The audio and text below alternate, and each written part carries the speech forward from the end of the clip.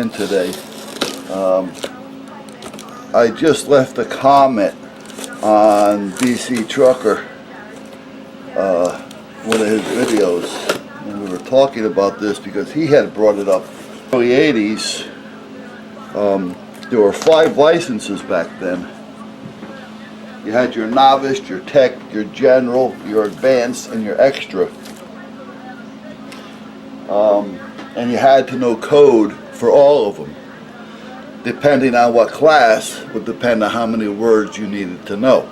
But the minimum, even just to get into it, you had to be able to receive 5 words a minute. The number of hand clubs in my neighborhood, in my area, every week there was a test being given from one of the clubs, and at one time or one of the tests. So within 4 weeks I was able to take 4 classes, 4 tests. So I went from, because I had to do it while I was on a roll.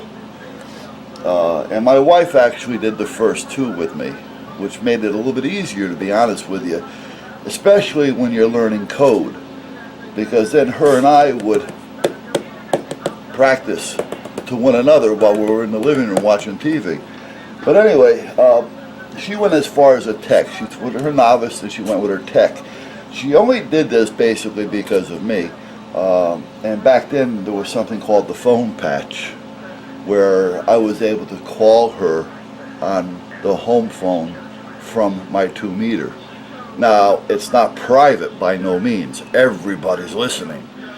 But you were still able to call her at home, or her call me at home if the radios were off. So it made it nice for that. So, but I continued. So every week I took a class. I took my novice, then I took my tech, then I took my general, then I took my advanced. Then it was getting time for me to take the extra. Well, the extra was like a 2-week wait before I took that. Well, in the interim of that, I ended up selling my house. And we were building a new one. So I started taking everything off the roof and putting everything away. Well, the house sold. The new one wasn't built yet, so we kind of end up moving in with relatives for a while, and then you kind of get out of it again. And I never went to take the extra because I had other things going, between a business that I was selling, a home that I was selling. But anyway, long story short, I stopped at advanced and I never got back into it. So I've been out of it for about 30 years. Well, I decided to get back in it again, so here we are. All right. Now, I did get into it for about 3 months, a few years back. I decided I was going to put an HF rig. I got to get the peanuts out of here, so hold on. I was going to get an HF rig and I put it on the boat. And I used the bow rail as an antenna. And it worked great, especially when we went out in the Thimble Islands and we were out there. I'd tie up to our mooring, but I just for the hell of it, I drop anchor anyway, even though it's tied up to a mooring. But I just dropped the anchor direct, this way I wouldn't get tangled, because I had the anchor grounded to the boat, and which was also naturally grounded to my radio. So that helped with yeah, I don't know. Me and that train have a perfect schedule. I come out here the same time every day. All right, what is it? It's got to be around 12:30. Yeah. So anyway, I had it on the boat for about 4 or 5 months, and then I realized that I just had a lot of money tied up on the boat that I very seldom used. I'm not going to go on the boat just to talk on a radio. You follow me? That's crazy. And the radio I had then was an ICOM, and it cost me, I think it was $2,800. So I was mentioning that I was going to sell it, and one of the friends of mine that was also an amateur operator knew that I kept things, pretty decent, and that it was practically brand new. So he gave me $2,500 for it. So I only lost a few $100, but I used it for 3 or 4 months. So, but anyway, the boat is gone. I'm not as active as I used to, so I decided I'm going to get back into it. Now, doing so, I realized that it's changed. Man, has it changed. Now, I just bought this from Ham Radio Outlet. They're one of the biggest guys around. They're almost next day. I ordered this on Wednesday night, about 6 o'clock. And it was here today by noon. So, but anyway, it's changed. There's a lot that's gone on out there since I've been on. There's things out there that I don't even know what they are. So this is all going to be a new experience for me. Hold on a minute. Let me dump these again.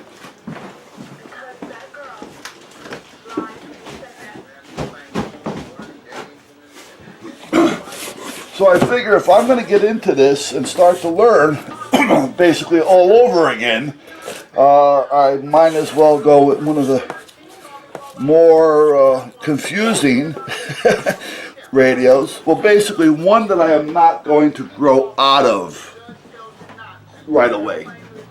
You know, one that, you know, I'm not going to buy and then 4 months later say, oh man, I wish I knew about that. I would have grabbed that instead and had spent money for another radio head already.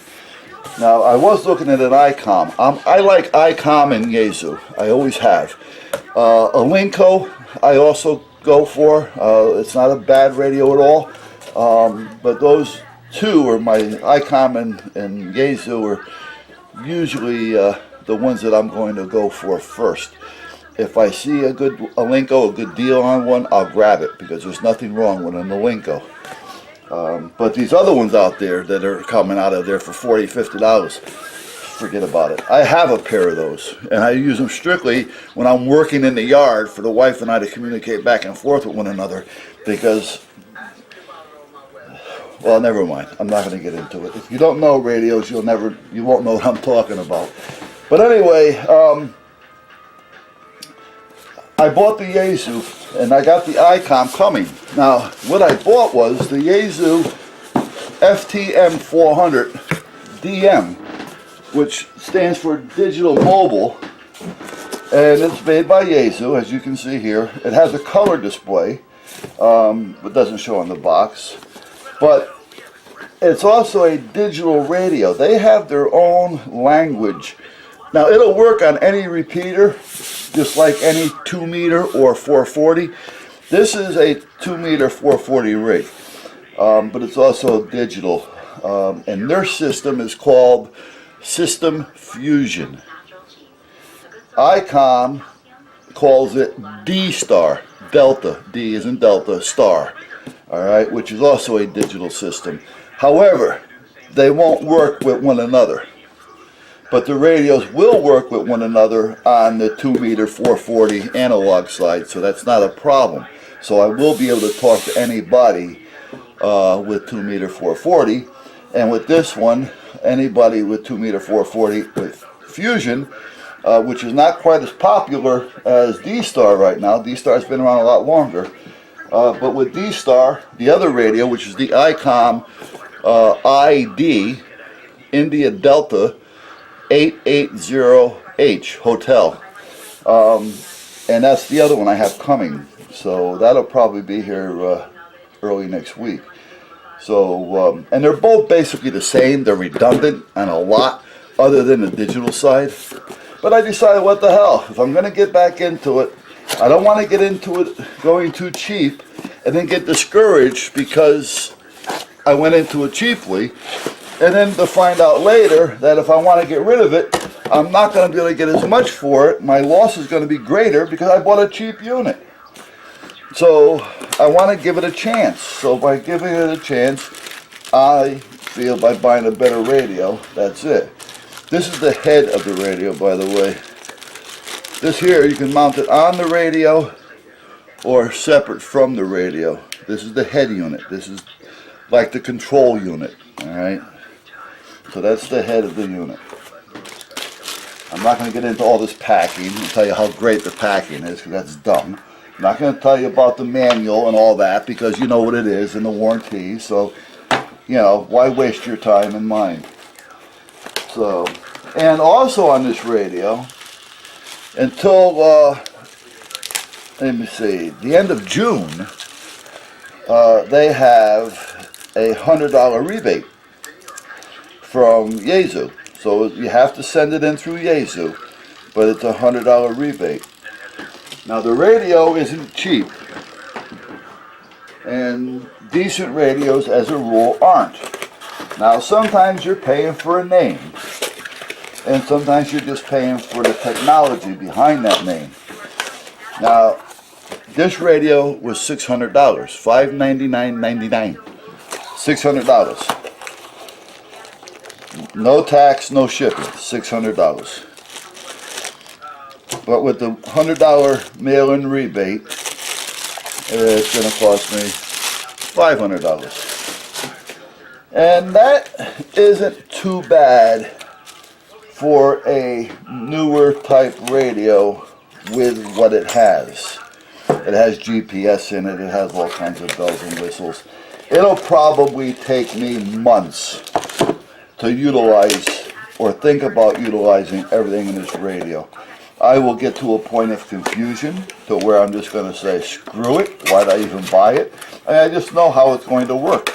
And then I'm going to put it aside for a while, and then I'll come back to it at another time, and everything will fall into play. You got to back away from them once in a while. But anyway, I could have bought a regular dual bander UHF VHF 2-meter 440 or 2-meter 70 centimeters radio for about $350 or so. A decent one, a good one. I could have bought just a 2-meter for about $200, give or take a few dollars. I could have bought a 440 for the same amount of money. So I could have had two different radios, 2-meter and 440 for the same amount of money as one. And as a rule, that's what I would normally do. I normally don't buy dual banders. Now the ICOM, even though it has two bands, isn't considered a full dual bander. I like individual radios, but with a dual bander, which I'm thinking about buying, I got to see if one of these will work as a, I think this one will, as a true dual bander. And if it does, I can set up my mobile as a repeater. So if I'm out in the woods with my handheld, which is lesser power, I can communicate to my vehicle, and my vehicle, which is going to have a larger antenna on it naturally, not by much, 25 inches or so. Well, 2 meters, about 18 inches. So I'll be somewhere around 20 inches or so, give or take, if I go with a quarter wave. But anyway, besides all that, I'll be able to transmit to my van with my 5-watt radio or 6-watt radio.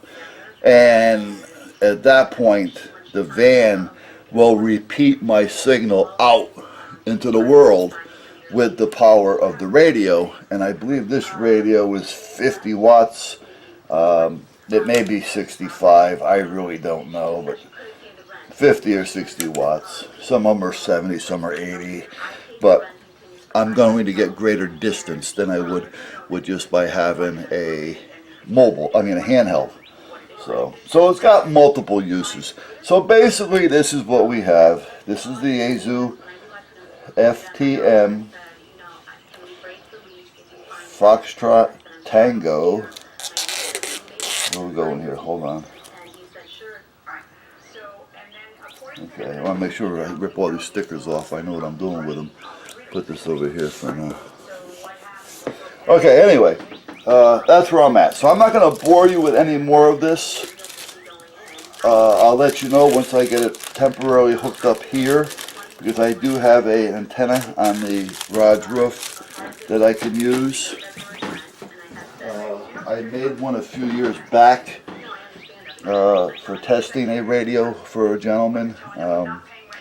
So I do have an antenna on the roof that I can use. So once I get it fired up, I'll continue with this video.